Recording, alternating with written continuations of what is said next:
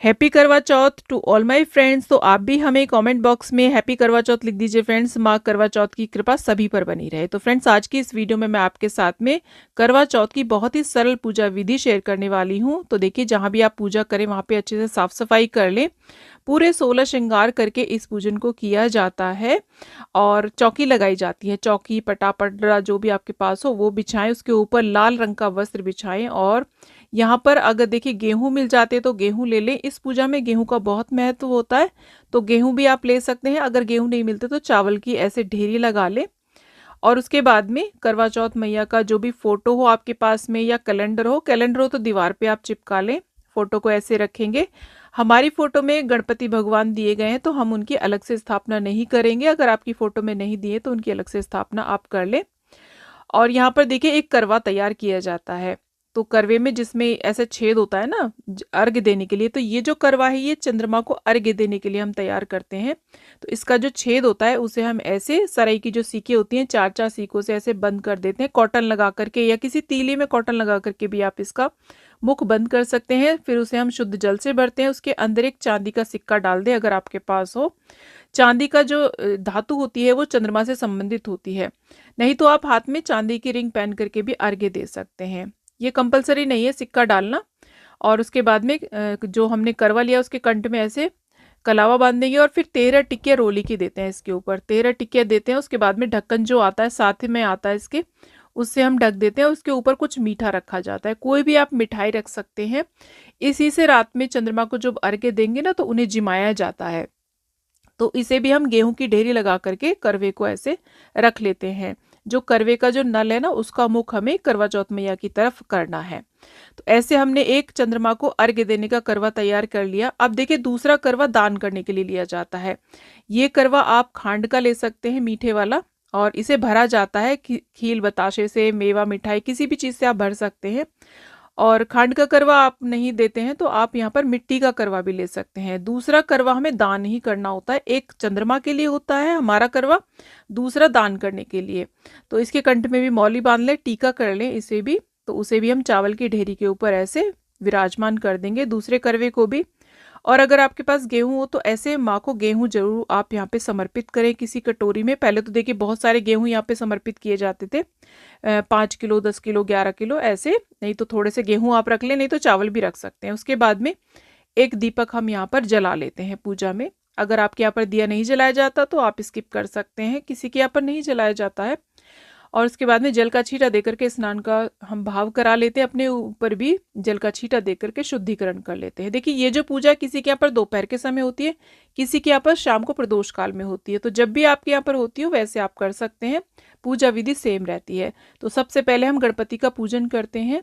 तो फोटो में गणपति हमारे दे रखे हैं तो उनको सबसे पहले हम रोली से तिलक करेंगे, अक्षत समर्पित करेंगे और फिर यहाँ पर कलावा समर्पित कर देंगे वस्त्र रूपी। उसके बाद में देखिए लाल फूल हमारे पास गुड़हल का है और दूर्वा हम समर्पित कर देंगे। अगर आपके पास लाल फूल गुड़हल का नहीं है तो कोई बात नहीं, आप गुलाब का या जो भी फूल मिल जाए वो आप यहाँ पे समर्पित करें। आज के दिन गणपति को दूर्वा जरूर समर्पित करें। उसके बाद में हम देखिए ऐसे दीप दिखा देंगे गणेश भगवान को। उसके बाद में हम करवा चौथ मैया का पूजन करेंगे, उन्हें हम रोली से तिलक करेंगे।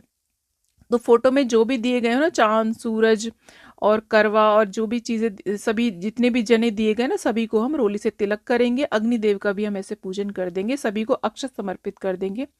उसके बाद में करवा चौथ मैया को हम ऐसे चुनरी उड़ा देंगे, सुहाग की सामग्री समर्पित करेंगे। तो जितनी भी चाहें आप सुहाग की सामग्री, या तो 16 प्रकार की सुहाग की सामग्री आप रख सकते हैं, या फिर 5 या 7 जितनी भी हो जाएं वो सुहाग की सामग्री ऐसे हम करवा चौथ मैया को समर्पित कर देंगे। उसके बाद में करवा चौथ मैया को भी हम फूल चढ़ा देंगे। लाल फूल बहुत ही शुभ माने जाते हैं, बाकी कोई भी फूल आप समर्पित कर सकते हैं। भोग में देखिए कोई भी मिठाई हो, मेवा हो, उसका आप भोग लगा सकते हैं। मीठे पूड़े, गुलगुले या जो भी शुद्ध सात्विक आपने भोग बनाया हो ना, उसका भी आप यहाँ पे भोग लगाएं। इसी के साथ में ऋतुफल का भोग जरूर लगाएं। ऋतुफल में भी अगर सिंघाड़ा हो और शकरकंद हो तो उसका भोग आप अवश्य रूप से यहाँ पे करवा चौथ मैया को लगा दें। अब देखिए भोग लगाने के बाद में यहाँ पे बायना निकाला जाता है। सासू जी के लिए ऐसे बायना निकाला जाता है।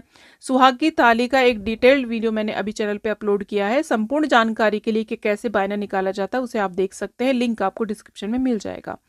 तो यहाँ पर देखिए कोई भी आप साड़ी सूट ले सकते हैं, ब्लाउज पीस ले सकते हैं, उसके ऊपर चूड़ी बिंदी रखी जाती है। और जब आप पूजा कर ले ना, तो पूजा के बाद में जो करवा चौथ मैया को सुहाग की सामग्री हमने समर्पित करी ना, उसमें से भी आप सामग्री सुहाग की रख करके दे सकते हैं।